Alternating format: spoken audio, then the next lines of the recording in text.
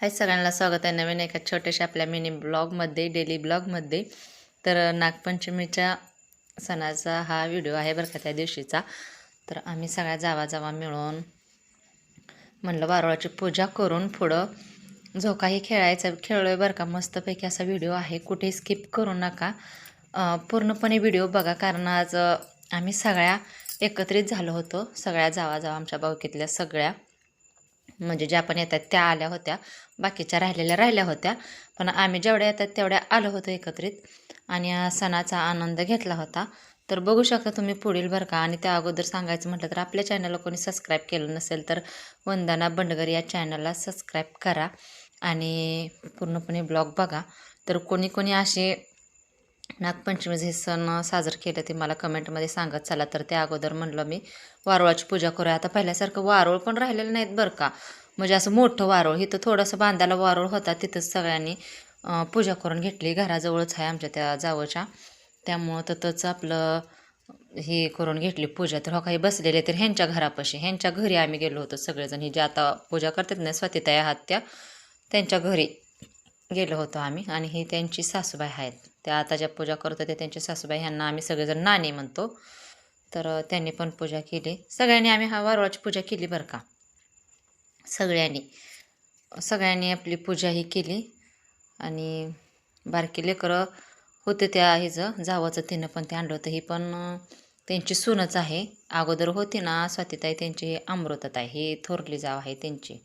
तर ह्याचा अजून एक आहे, ही आहे बघा.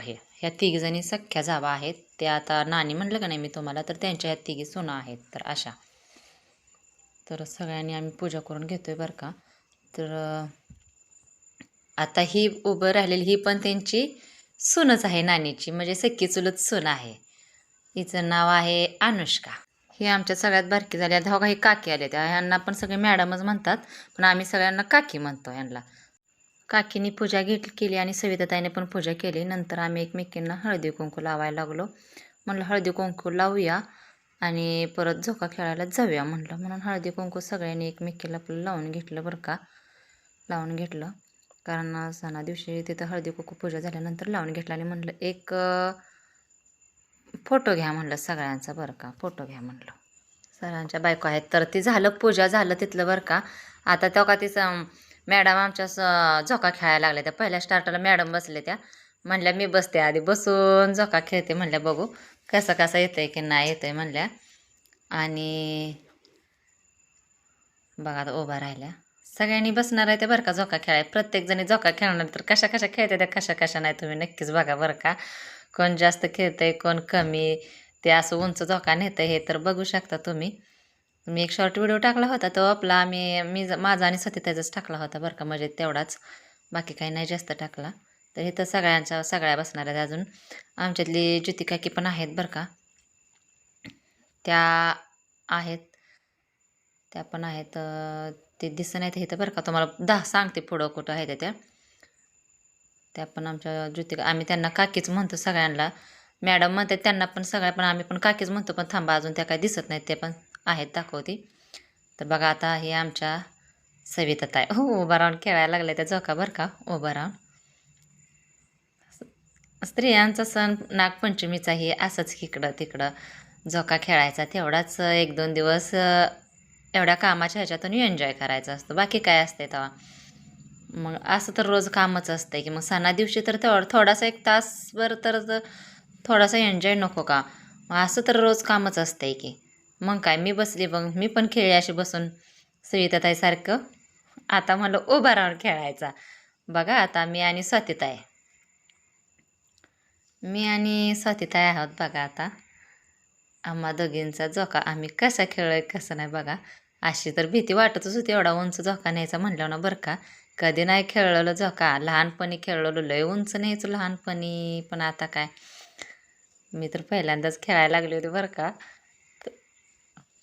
लय उंच गेलो ना भीती वाटत होती बरं का. असा हो का बघा किती उंच झोका नेलाय आम्ही, हे का. परत मी बसलीच खाली बरं का, तुम्ही पुढं बघू शकता. झोका खेळता खेळता नको म्हणलं, जास्त उंच जातंय वर, उगं चक्कर आल्यासारखं होतं लय उंच गेलं ना. हात निसटला म्हणजे पडलं बिडलं म्हणजे बघा तो का मी तर खालीच बसली डायरेक्ट.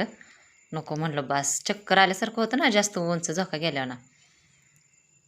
आणि असा शेडला बांधला होता की झोका उंचच्या उंच,